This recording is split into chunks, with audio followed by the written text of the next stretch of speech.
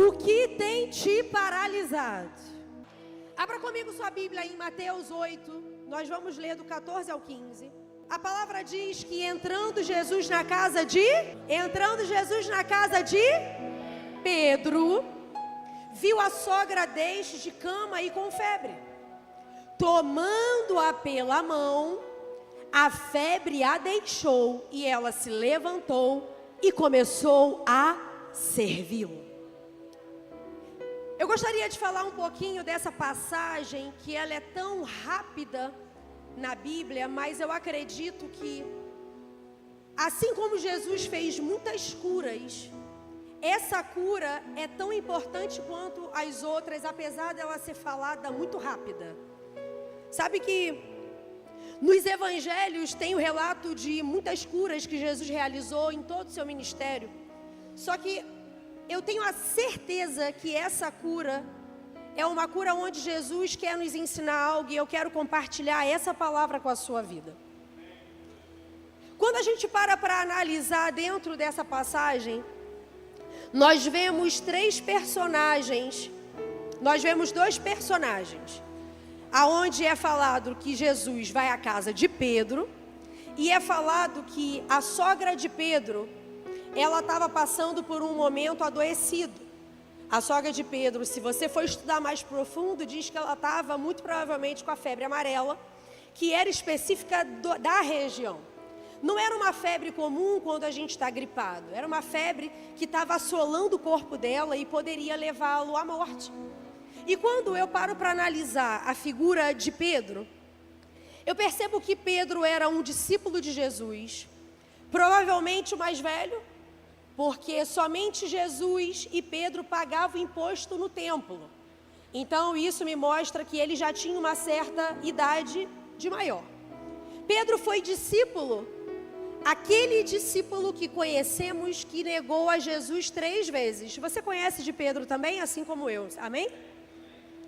Foi aquele que, ao ser questionado por Jesus sobre o que diziam acerca de Jesus, Pedro também foi esse que disse: tu és o Cristo, Filho do Deus vivo.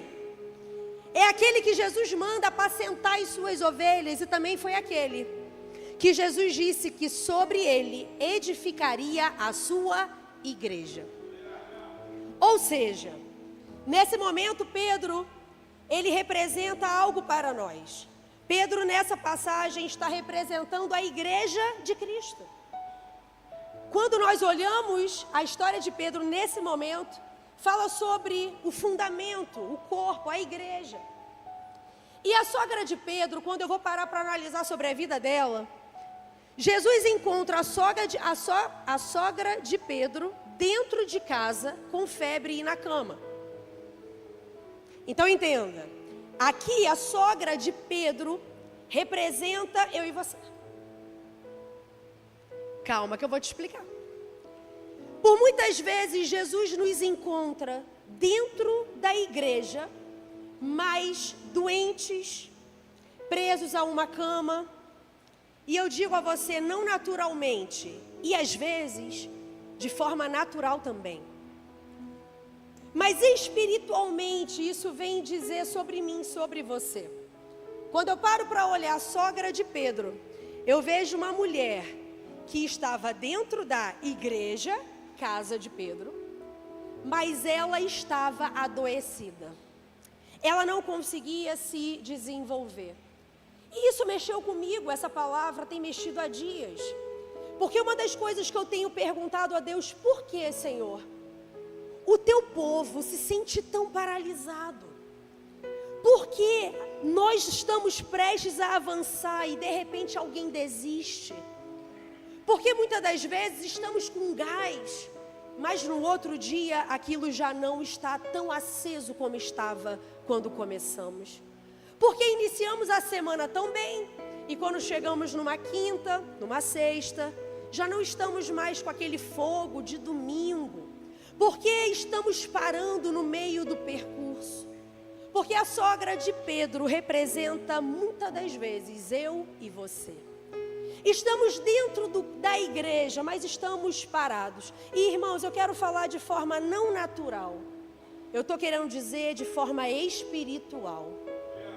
Quantos hoje estão se sentindo parados? Parece que nada anda, parece que nada flui, parece que nada se conclui. Iniciamos, vamos até a metade e depois falamos, eu preciso abandonar porque eu não consigo chegar até o fim. Mas quando eu vejo Jesus entrar na casa de Pedro e ir até aquela mulher no momento adoecido, febril, e irmãos, a febre paralisa muito a gente. Você percebe que a febre, ela não é a causa, é um sintoma.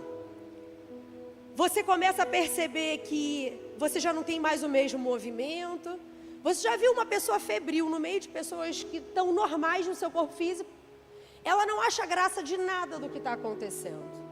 Ela não consegue desfrutar. Ela senta, ela diz, eu prefiro deitar, eu prefiro ir embora. E isso diz muito, porque essa mulher não estava conseguindo se levantar para servi-lo à vida de Jesus. Sabe que existem alguns sintomas que começam na nossa vida que vão dizendo que as coisas não estão bem. Eu costumo dizer que você não passa por algo no seu corpo físico sem antes os sintomas não chegarem. Existem algumas coisas que vão te dizendo, ei, você não está legal. Isso não faz parte da naturalidade. E quando eu vejo essa mulher, a febre era um sinal de que algo estava fora do normal. Algo que estava fora da normalidade para se servir, para se levantar, para reagir. Quando eu paro para poder olhar essa palavra, eu percebo que isso é um alerta de que existe algo de errado. Irmãos, nós como cristãos, nós temos uma vida natural, mas somos seres espirituais. Nós estamos vivendo um tempo, tendo uma experiência terráquea. Mas você não é essa capa que você tem aí, essa estrutura. E se você não sinaliza, você cai. Uma febre que ela não é cuidada, e eu estou falando tudo de forma espiritual, chega uma hora que ela pode te trazer convulsão. Chega uma hora que ela pode te matar. Sintomas que apontam que existe algo errado na vida espiritual. E eu separei algumas coisas que nos atrapalham. Alguns sintomas que começam a trazer febre espiritual para a nossa vida. Sabe que a negligência das disciplinas espirituais vão te fazer adoecer? Se você não ora, nem lê a Bíblia, você está prestes a ficar febril. Porque isso é a necessidade de um cristão, um ser espiritual, precisa fazer de forma natural algo. Todos os dias você precisa buscar presença, você precisa orar. E aí vem o esfriamento espiritual, é mais um dos sintomas, que é a hora que você não consegue mais sentir a presença de Deus. Quem nunca, né? Quem nunca disse assim, parece que Deus se afastou de mim? Existe algo estranho. E aí tem mais um sintoma que aponta que tem algo errado na sua vida, é a indisposição. É quando você não tem mais o desejo de estar na casa de Deus, não se envolve com nenhum ministério, com nenhuma programação da igreja. Olha quantos sintomas vão aparecendo sem você saber a causa. Tem alguém na igreja ainda ou já foi embora? Tem? Aí depois tem um outro sintoma que é muito natural, quando você está começando a ficar adoecido, é o isolamento. Eu não quero estar perto mais dos irmãos. Vira para essa pessoa linda do seu lado e fala para ela, você pode ser chato, mas você é meu amigo.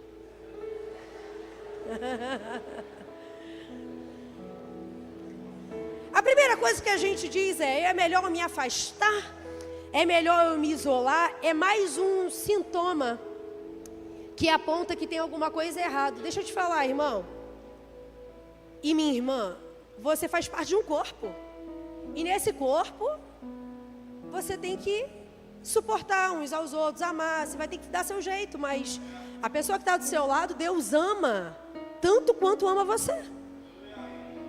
Não, vocês não entenderam. Deus só ama quem eu quero, pastora. Não, Deus ama todos os filhos, os seres humanos, entenda. Não existe alguém específico que Deus ama. Deus ama a todos. E se Deus ama a todos, quem é você para não amar? Tá aí ainda? Vira para essa pessoa linda do seu lado e fala: Deus ama todos, inclusive você. Então se isolar não resolve. Na verdade, se isolar é uma estratégia demoníaca para você morrer sozinho.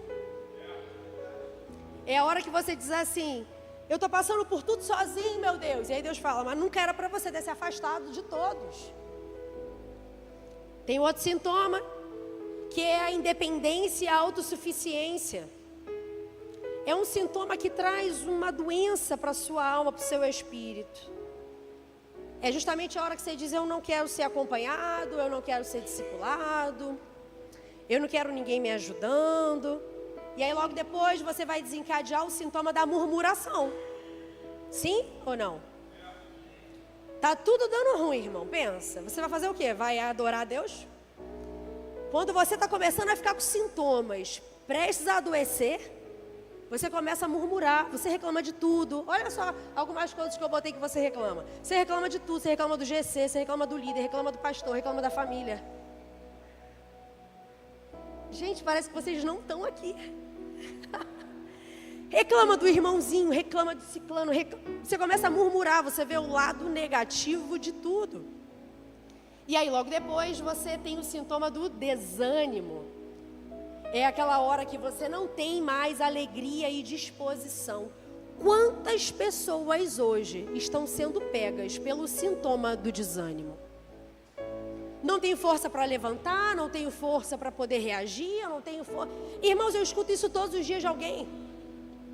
Eu não estou tendo energia para poder fazer o que eu precisava fazer. Eu não tenho motivação. E é engraçado que todos nós estamos abertos para viver isso. Nós estamos no mundo. Mas qual é a causa da paralisia? Irmãos, nós precisamos fazer um movimento de ficar saturado. Desculpa a expressão, de saco cheio, de ficar tendo sintomas sem saber a causa. Nós estamos passivos, o sintoma chega, a gente se prostra, mas a gente não sabe qual é a causa. Só que esses sintomas dizem: existe algo de errado em você. E da mesma forma que a febre é um alerta de um problema, esses sintomas que nós falamos agora são alertas de que existem outros problemas a serem tratados em nós.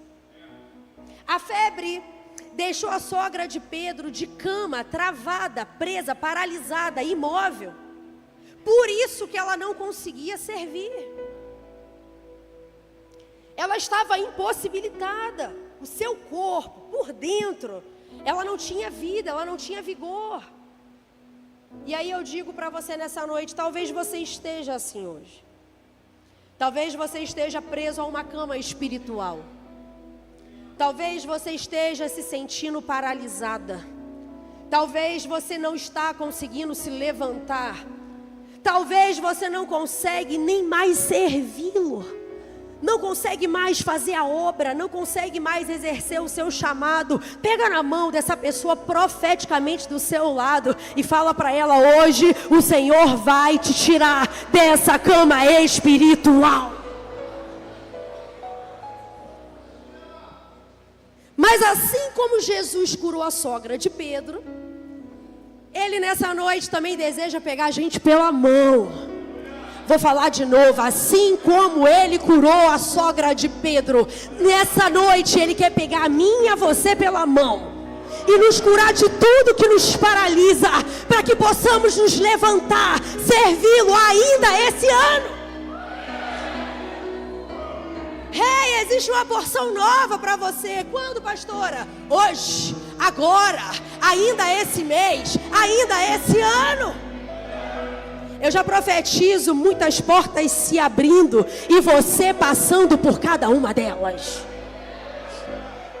Passou o tempo que veremos as coisas acontecerem, mas a gente está na cama.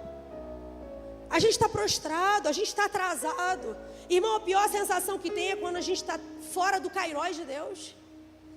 Quando você diz: já era para eu estar no outro nível, mas eu ainda estou parado. Por quê?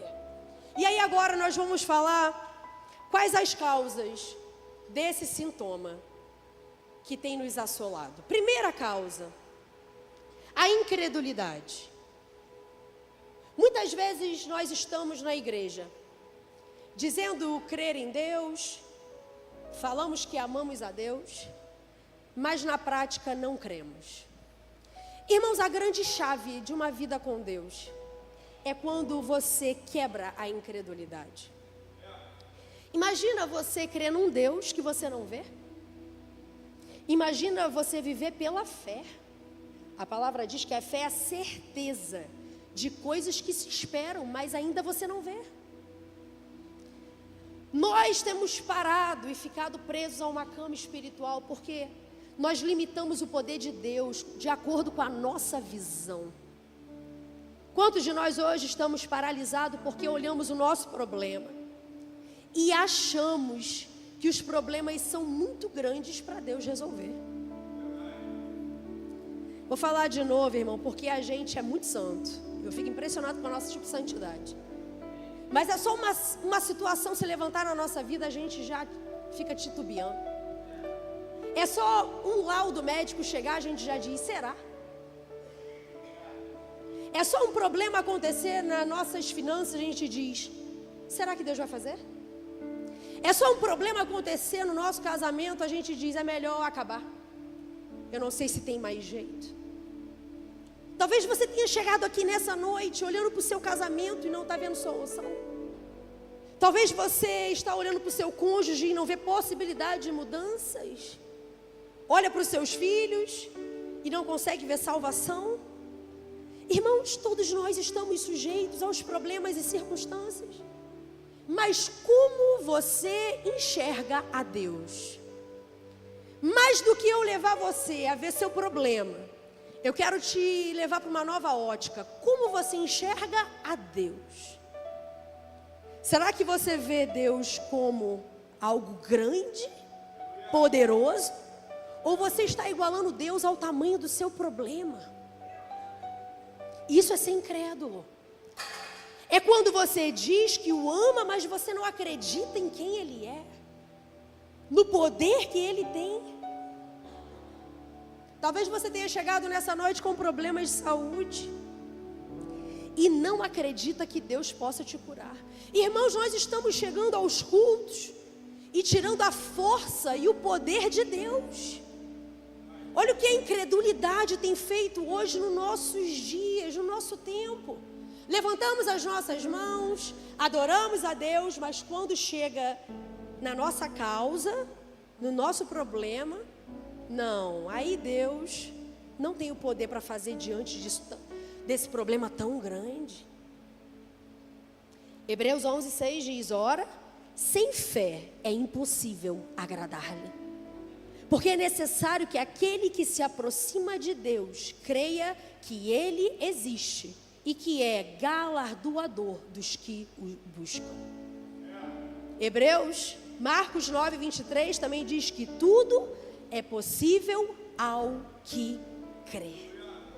Se nós acessarmos esse lugar, se nós chegarmos a Deus e entendermos quem Ele é, nós vamos alcançar um novo nível. Quando nós alcançarmos a visão poderosa de quem Deus é, automaticamente nós nos levantaremos da cama, da paralisia. Deixa eu falar algo para você, grave essa frase. Assim como o cristão cresce de fé em fé, ele pode ser destruído de dúvida em dúvida. Assim como você cresce pela fé, você é destruído pela dúvida. Todas as vezes que Deus está prestes a fazer algo, a primeira coisa que vem nos nossos pensamentos é, será que Ele realmente vai fazer isso? Eu quero profetizar na sua vida que tudo é possível àquele que crê. E o Senhor está te esticando nessa noite. Você vai alcançar um novo nível, um novo lugar, pela fé que você está construindo em Deus. Vira para essa pessoa linda do seu lado, fala para ela, sem fé é impossível agradar a Deus. Segunda causa que nos mantém na cama e paralisado é o medo. Mateus 14, do 22 ao 33, diz assim, abra comigo a sua Bíblia. Imediatamente após, Jesus insistiu com os discípulos para que entrasse no barco e fossem adiante dele para o outro lado, enquanto ele se despedia às multidões. Assim que mandou o povo embora, subiu sozinho a um monte para orar. E ao chegar da noite, lá estava ele, só. Todavia o barco já estava longe, no meio do mar, sendo fustigado pelas ondas, pois os ventos eram contrários. Na quarta vigília da noite, foi Jesus ter com eles, andando sobre o mar. E quando os discípulos o viram andando sobre as águas, ficaram aterrorizados e exclamaram: é um fantasma! E a palavra diz que eles gritavam de medo. Mas, imediatamente, Jesus lhe disse: tende bom ânimo, sou eu, não temais. Ao que Pedro exclamou: Senhor, se és tu, manda-me ir ao teu encontro sobre as águas. E então Jesus responde: vem. E Pedro, deixando o barco, andou por sobre as águas e foi na direção de Jesus. Todavia, reparando na força do vento, teve medo e, começando a afundar, gritou: Senhor, salva-me. Jesus estendeu imediatamente a mão, segurou-lhe e disse: homem de pequena fé, por que duvidaste? Assim que ambos entraram no barco, cessou o vento. E então os que estavam no barco adoraram, exclamando: verdadeiramente tu és o Filho de Deus. Irmãos, o medo é um sintoma perigosíssimo para te paralisar, porque o medo é contraditório da fé. O medo está completamente ligado à incredulidade. É o medo que nos paralisa, nos deixa estático, nos deixa sem atitude e sem reação. Em que nível você estaria hoje na sua vida se não deixasse o medo te dominar? Uns têm medo de um novo trabalho, uns têm medo de casar, uns têm medo de sei lá o que é, de qualquer coisa. Namorar, construir uma família. Uns têm medo de estar a serviço do ministério. Nós temos medo de encarar, irmão. O ser humano é medroso. A gente tem medo de se mudar, presta atenção de como nós somos. Nós temos medo do novo. O novo nos incomoda. O ser humano não gosta do novo.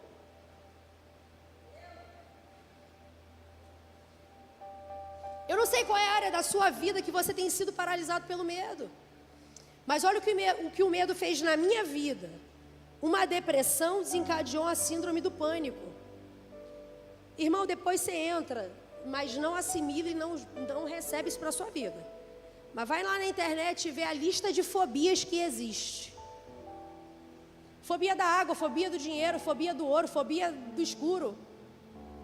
E aí a pergunta é: quantas vezes saiu no jornal? O escuro matou 3.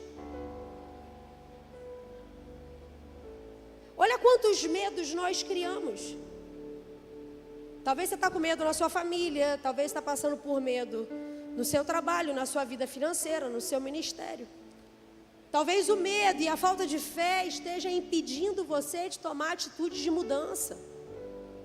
Mas como será? Como é que vai ser quando eu tomar essa atitude? Pedro, ele ficou preocupadíssimo com o que estava acontecendo, mas Pedro tomou uma atitude ousada. Senhor, se és tu, manda-me ter contigo.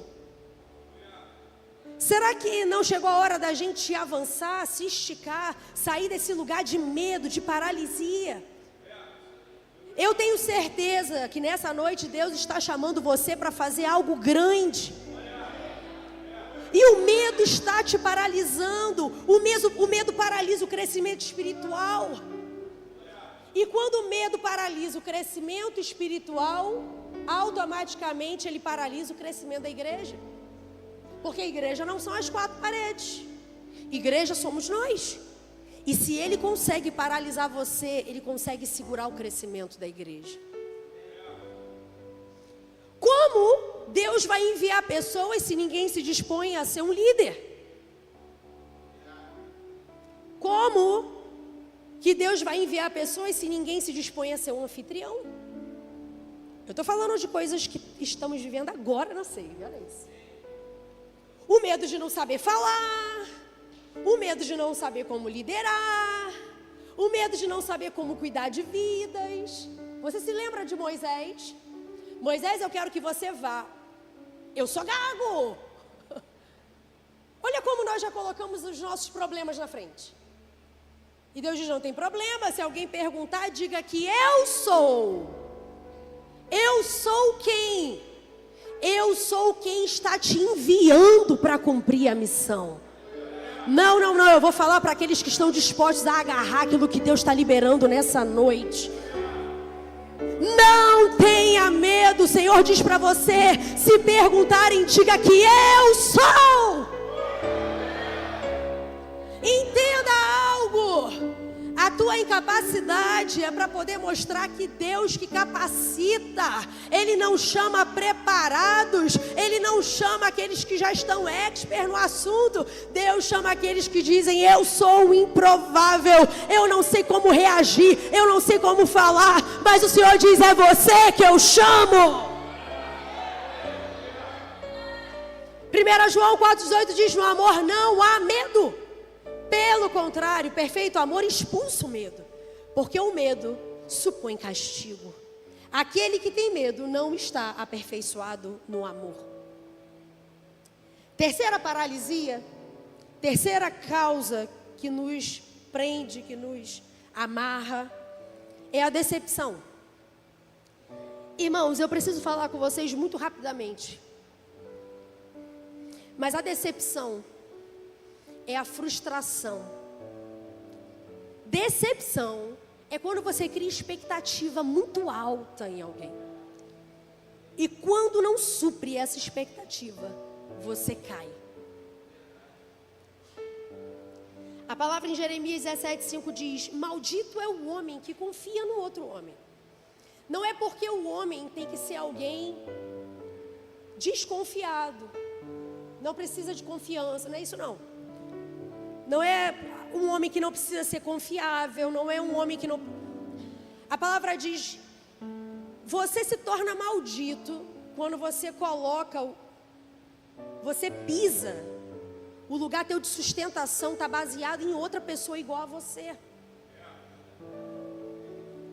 Quando você confia em um outro alguém igual a você, você cai. É como se você estivesse pisando em lugares onde você não sente o chão. O que eu mais vejo são pessoas frustradas. Não me correspondeu, não foi do jeito que gostaria, mas nunca será do nosso jeito. As pessoas, elas são iguais a você. E a decepção te paralisa, a decepção te faz retroceder, porque você não consegue entender que os homens são falhos, são sujeitos a errar.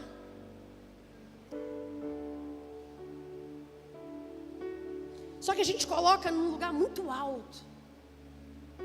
A gente está sempre colocando as pessoas num lugar que só Deus ocupa. E a queda, irmão, é muito grande.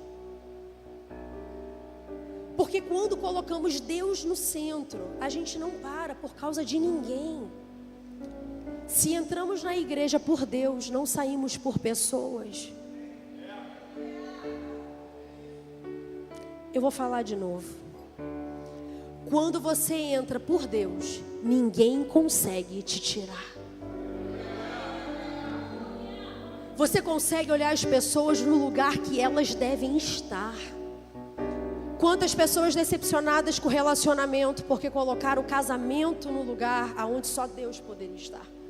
Quantas pessoas decepcionadas com a área profissional porque colocaram o chefe no lugar que não deveria estar.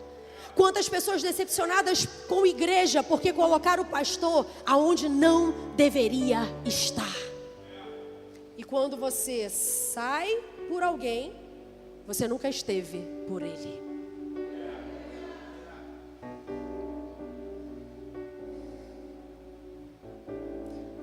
Quarta causa, e a gente já está quase acabando. Uma das coisas que fazem a gente parar e paralisar muito, irmão, é insubmissão e rebeldia.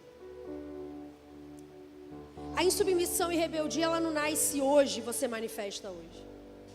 É algo que você vai semeando no seu coração. Esse é um problema que volta e meia a gente tem que enfrentar. É engraçado que normalmente o insubmisso e o rebelde jamais reconhece que é. A gente costuma dizer que quando você é bom de argumento, você é péssimo de arrependimento. Porque você não consegue identificar. E aí quando você não reconhece, ao contrário, você afirma que com toda convicção que você não é. Eu sempre costumo dizer que para todo Timóteo tem que ter um Paulo. O insubmisso, ele gosta de independência, ele gosta de caminhar sozinho. Ninguém fala ao seu coração. E quando ninguém fala ao seu coração, você está prestes à queda. Quando você para olhar alguém submisso, alguém que está dentro da visão, entenda, irmão, submisso é estar debaixo da mesma visão. Você está fazendo algo andar, você não está fazendo algo retroceder. O submisso não é egoísta, mas ele sempre está pensando no corpo. Ele entende o chamado, ele entende que Deus colocou pessoas para guiá-lo, para ensiná-lo. Tem um coração ensinável para receber correções de Deus. Através de quem? Através dos seus pastores, dos seus líderes. Preste atenção, irmão, essa história de que sou corrigido por Deus. Deus usa quem? Vem um anjo para te ensinar. A rebeldia, ela instalada no nosso coração, gera muitos sintomas. Por quê? Porque o rebelde, ele não quer ser confrontado, ele não quer ser discipulado, ele não quer se envolver com a igreja, ele não tem compromisso com a sua liderança, ele não presta contas, ele faz só o que quer, quando quer, não dá satisfação para ninguém. Olha que loucura. Isso é terrível, isso adoece. Isso é algo que daqui a pouco você cai na cama e fica paralisado. Aí você diz assim: pastor, eu não sou mais nada disso. Quem fala o seu coração? Quem caminha com você? Quem te disciplina? Vira para a pessoa que está do seu lado e fala para ela: eu posso ser essa pessoa na sua vida se você quiser. Não, você vai falar mais animado então pro de trás, porque pro do lado você não falou não. Fala pro de trás: eu posso ser essa pessoa na sua vida. O Senhor está me colocando na sua vida para ser essa pessoa. Essa pessoa que vai falar o seu coração, essa pessoa que vai te ajudar. Quinta e última causa que tem nos paralisado. E, irmãos, paralisa a gente querendo ou não, tá? O pecado. O pecado sempre vai te paralisar. O pecado, ele cria um canal de distanciamento.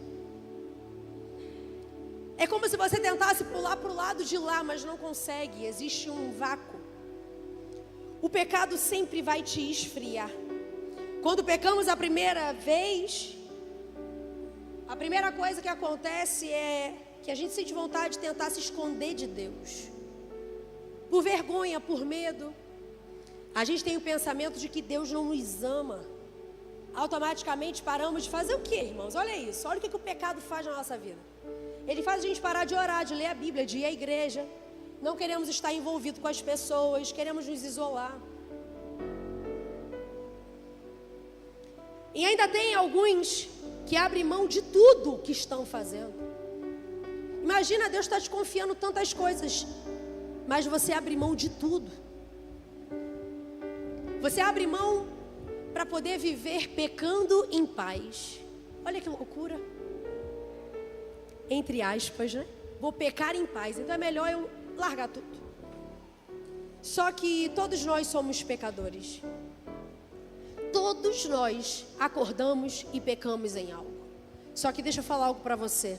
Você não é escravo do pecado. Não podemos deixar o pecado nos paralisar. Todos os dias eu e você precisamos aprender a nos arrepender. Precisamos pegar a rota logo de volta para casa. Temos que ser rápidos. Precisamos não deixar essa semente de distanciamento, de afastamento, nos contaminar, mas precisamos voltar e dizer: Senhor, me perdoa. Irmão, pedir perdão, levantar, voltar a caminhar. Nós precisamos viver o que o salmista Davi falou. Senhor, sonda o meu coração e vê se há em mim algum caminho mau e guia-me pelo caminho eterno. Chegou a hora nessa noite da gente reconhecer o que está acontecendo dentro da gente. O problema não é o que está acontecendo fora. Eu não sei se você tem essa percepção, mas tudo continua muito normal. E a pergunta é, por que eu estou vivendo desse jeito? Será que eu estou tendo sintomas de negligenciar disciplinas? Será que eu estou tendo esfriamento espiritual, indisposição, isolamento? Será que eu estou independente demais, autossuficiente? Será que eu já estou murmurando? Será que eu já estou desanimado? Você pode identificar isso em você hoje. Por que será que eu estou tão estável espiritualmente? Por que será, Senhor, que eu estou me paralisando? Por que será que eu estou parando de caminhar com o Senhor? O Senhor está dizendo para mim e para você hoje, meu filho, minha filha, chegou a hora de você se levantar, chegou a hora de você voltar a fazer a obra, chegou a hora de você desenvolver o seu chamado, chegou a hora de você deixar a paralisia e existe algo novo saindo à luz, porventura não percebeis? Eis que porém um rio no deserto e caminhos no ermo. Ele está dizendo para mim e para você, há uma nova chance, há uma nova esperança, existe algo que está nascendo. Quando você diz eu não sou capaz, Ele diz eu vou te capacitar. Quando você diz eu não quero, Ele diz foi eu que escolhi a voz. Ei, chegou a hora de você levantar e prontamente começar a servir, porque os curados conseguem servir numa velocidade. O Senhor está dizendo nessa noite, há poder na conclusão. Você vai terminar tudo aquilo que você começou.